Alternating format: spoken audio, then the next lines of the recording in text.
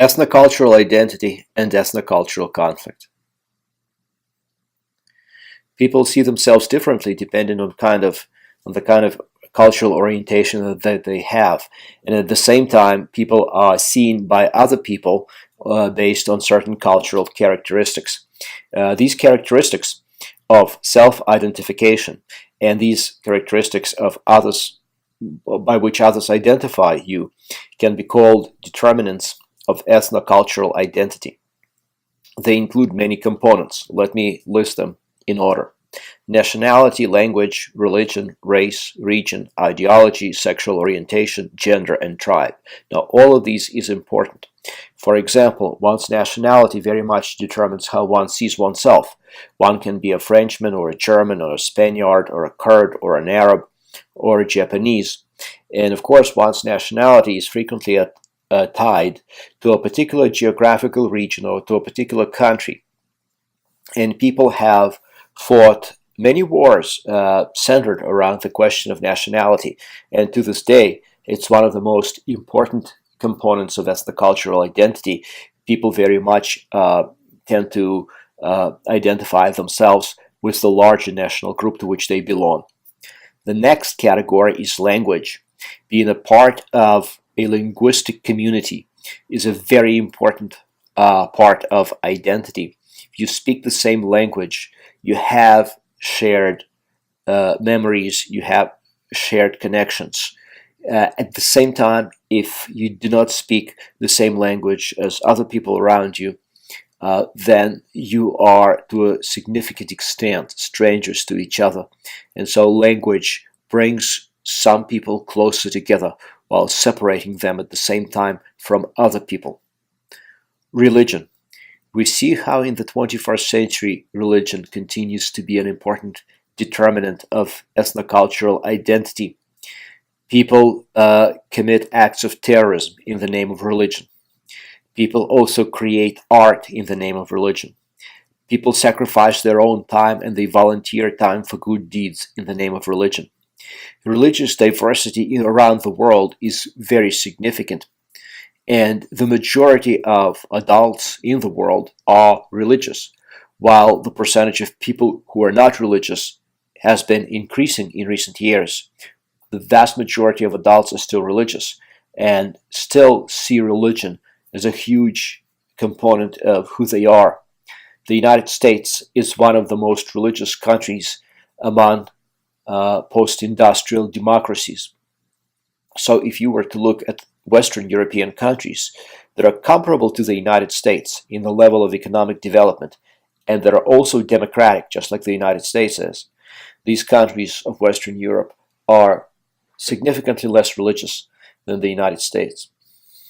Region is another important determinant of ethnocultural identity. If you're a Southerner, you may see the world, you may see the history of your own country in the United States quite differently than if you're a Northerner. Region also is an important determinant of ethnocultural identity throughout much of the world. It's not limited to the United States. Ideology. We saw how in the United States over the last decades there has been a lot of rancor and acrimony and just bitter divisiveness between liberals and conservatives.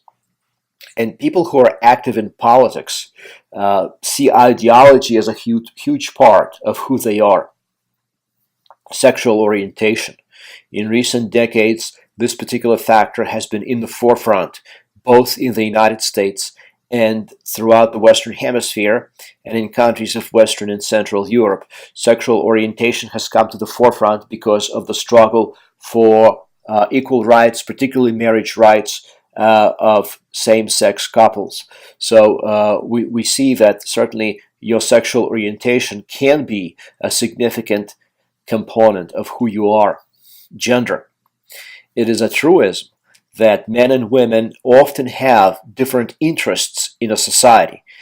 And it is also a truism that men and women are very frequently treated differently by their society and have different responsibilities in their society.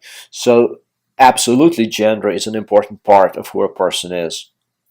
There's also tribe. While tribal identity is not important in the United States and in post-industrial democracies in general, tribe remains an important part of who one is in most countries of the Middle East and throughout much of the African continent.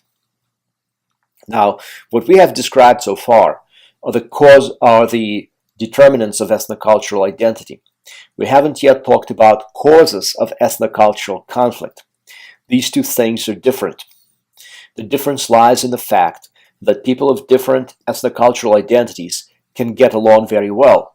What we want to know is, when do they not get along well? When does conflict erupt? And researchers have identified certain factors that cause ethnocultural conflict. One of those factors is the breakup of empires.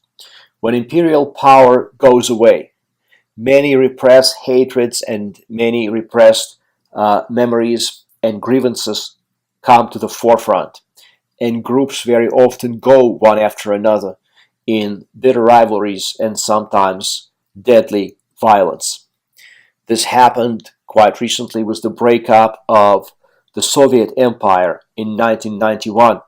Preceding the breakup, already starting in 1998-99, we saw the beginnings of ethnocultural conflict breaking out on the periphery of the Soviet Union, particularly between Armenia and Azerbaijan, over the enclave of Nagorno-Karabakh, which both ethnic groups claimed for themselves.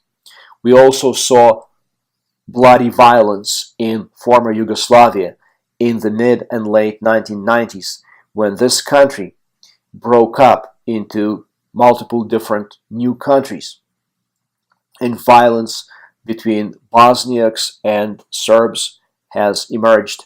Violence between Croats and Serbs has emerged. Violence between the Serbs and Kosovo Albanians has emerged.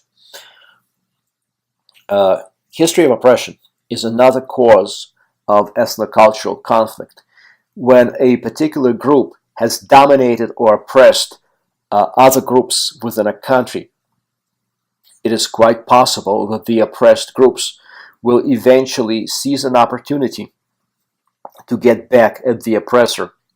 One spectacular example of this took place in Iraq, where the minority Sunni Arabs that accounted for 20% of the Iraqi population and that dominated that country because the dictator Saddam Hussein and his security apparatus belonged to the same minority Sunni Arab group. They had oppressed the majority Shiite Arabs, who were 60% of the population, and 20% of Kurds, who were also Sunni Muslim, but of different nationality. They were Kurds, not the Arabs. So this history of oppression manifested itself once Saddam Hussein and his security apparatus were removed from power, and the different ethnic groups, ethnocultural groups, would go after one another in bitter rivalry, actually escalating into a civil war. Group insecurity. If a group feels outnumbered and isolated from other members of its group, from its brethren, it can react in a way that leads to conflict because it wants to strike out preemptively against the different group that numerically outnumbers and surrounds it. Also, pathological leadership can lead to ethnocultural conflict.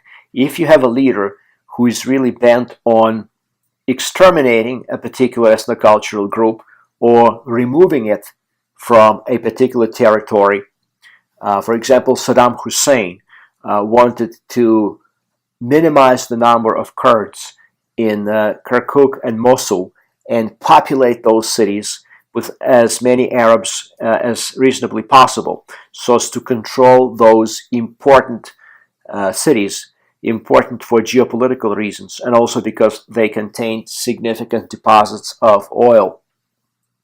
Adolf Hitler, who was determined to exterminate the Jews, pathological leadership, determined to do so in order to realize a particular twisted vision of the world. Extreme social inequality likewise can lead to ethnocultural conflict.